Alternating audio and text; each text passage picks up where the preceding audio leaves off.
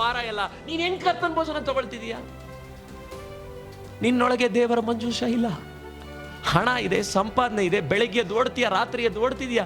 ಎಲ್ಲಿದೆ ದೇವರ ಸಾನ್ನಿಧ್ಯ ನಿನ್ನಲ್ಲಿ? ದೇವರ ಮಗುವೆ, ಕಣ್ಣೀರಿನಿಂದ ಸಂಕಟದಿಂದ ಹೇಳ್ತಿದ್ದೀನಿ, ಕಟ್ಟಡ ಇದೆ, ಇವತ್ತು ಕಾರ್ಯಕ್ರಮ ಇದೆ, ಕೊಯರ್ ಇದೆ, ಕರ್ತನ ಭಯ ಇಲ್ಲ.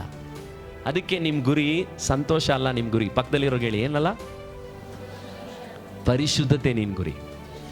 ನೀನು ಸಂತೋಷವಾಗಿರ್ಬೇಕು ಅಂತ ಏನೇನೋ ಮಾಡಿದ್ರು ಅದ್ರಲ್ಲಿ ಪರಿಶುದ್ಧತೆ ಇಲ್ಲ ಅಂದರೆ ನಿನಗೆ ಅದರಿಂದ ಬರೋದೇನು? ಸಂಕಟ. ಆದರೆ ಪರಿಶುದ್ಧವಾಗಿರೋದನ್ನ ನೀವು ಮಾಡುವಾಗೆಲ್ಲ ನಿಮ್ಗೆ ಆಟೋಮೆಟಿಕ್ ಆಗಿ ಏನು ಬರುತ್ತೆ? ಸಂತೋಷ ಬರುತ್ತೆ.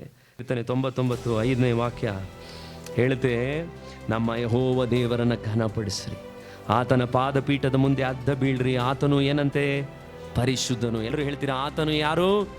ಪರಿಶುದ್ಧನು. ಅದಕ್ಕೆ 6ನೇ ವಾಕ್ಯ ಹೇಳಿದ್ದು, ಆತನ ಯಾಜಕರಲ್ಲಿ ಮೋಶೆ ಆರೋನರು ಆತನ ಹೆಸರಿನಲ್ಲಿ ಪ್ರಾರ್ಥಿಸುವವರೊಳಗೆ ಸಮೂವೇಲನ್ನು ಪ್ರಾರ್ಥಿಸಿಕೊಂಡಾಗೆಲ್ಲ ಯೆಹೋವನು ಅವರಿಗೆ ಏನು ದಯಪಾಲಿಸಿದ್ದನಂತೆ? ಸದುತ್ತರವನ್ನು ದಯಪಾಲಿಸಿದ್ನು. ಯಾರು ಪರಿಶುದ್ಧತೆ ಅಂತ ಅರಿವಿನಲ್ಲಿ ಮೋಶೆ, ಆರೋನ, ಸಮುವೇಲ ಅಂತ ದೇವರಲ್ಲಿ ಪ್ರಾರ್ಥನೆ ಮಾಡುವಂಥ ಸೇವಕರುಗಳ ಪ್ರಾರ್ಥನೆಯನ್ನೇ ದೇವರೇನು ಮಾಡೋದು? ಕೇಳಲಿಕ್ಕೆ ಸಾಧ್ಯ.